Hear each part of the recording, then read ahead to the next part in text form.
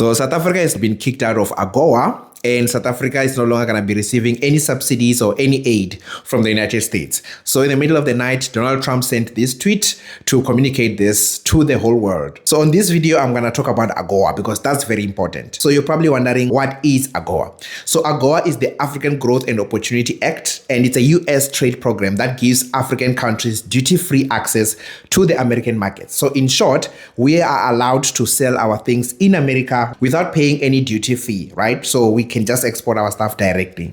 So what does that mean if South Africa is left out? So this thing expires and need to be renewed yearly. So the previous one expired now in September, and then the new one is coming into effect soon. So South Africa has been left out of that list.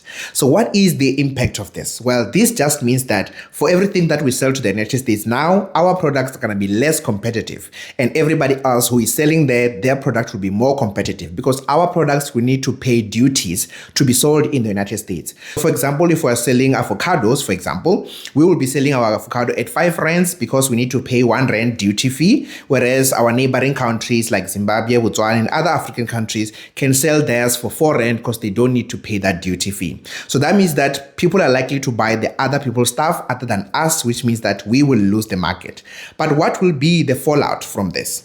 First of all, the total amount of trade that we have with the United States is at around 5%, 4%, somewhere there. It used to be 6 to 7 before the tariffs, but now it has dropped, right? So that means that our exposure is about 5 to 6%. And it doesn't mean that all of our stuff is no longer going to be sold there. Many of the stuff will still continue to be sold there because there's a lot of things that we sell that other people don't have. So the impact isn't even that bad.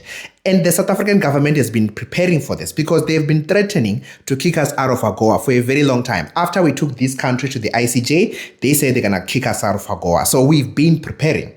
One of the ways that we've been preparing for this is that for the car manufacturing industries, they've been trying to reroute their products to no longer be going to the United States, to be sold in Europe, the rest of Africa, and the rest of Asia. So companies like BMW, Mercedes-Benz, Ford, and so on and so forth are going to be producing things, but no longer selling them to the United States as we used to.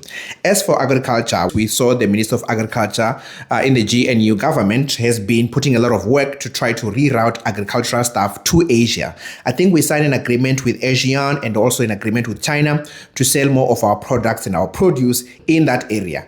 So the people who are going to be impacted the most by South Africa being removed from AGOA are farmers, right? That was like one of the highest things that we sell to the United States. So the farmers are going to be the ones who are going to be hurt the most. And the funny thing here, or the irony, is that the people who started this fire is AfriForum, Solidarity, and all of their friends.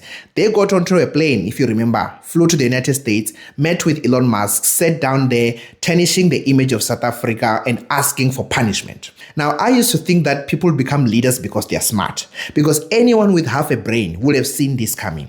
First of all, if you want America to punish South Africa, how can it punish South Africa? Using trade.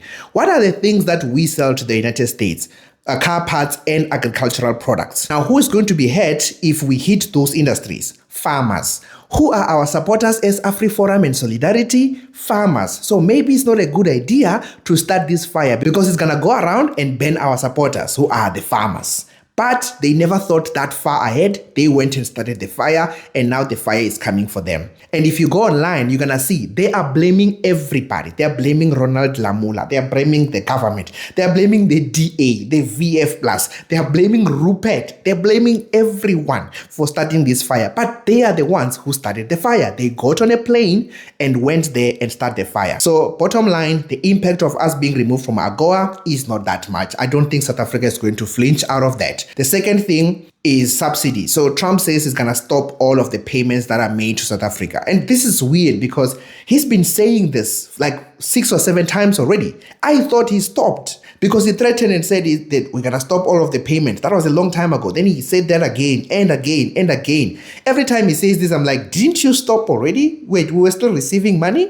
But I looked at the numbers. So we used to receive about $400 million, which is about 0.01% of our GDP, because our GDP, I think, is like 400 billion. I didn't do the calculation, so don't crucify me. I'm doing it in my head right now. And it got reduced in 2025 from 400 million to about $115 million, which is like 0.002, something like that. I don't know. I didn't do the calculations. But That's the numbers, that's the math. So you can see it's a very small amount when it comes to how much that is going to impact South Africa.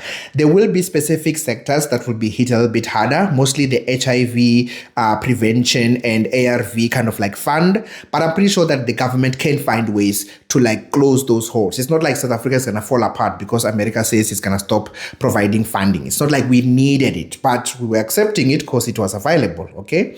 So yeah, that's the bottom line. Now, we don't know if this is going to impact the FIFA World Cup and our team going there. If you've already bought a ticket, you might want to check on that, maybe cancel. I don't know. I don't know how it's going to be for South Africans. Are we going to be welcome going there? So if you like this kind of content and this is the first time you're coming across my videos, then you know what to do. Follow me, repost, and find me in all those other platforms. I'm there on Facebook, YouTube, TikTok, Twitter, whatever it is, I'm there and you will find me there and I'll see you there.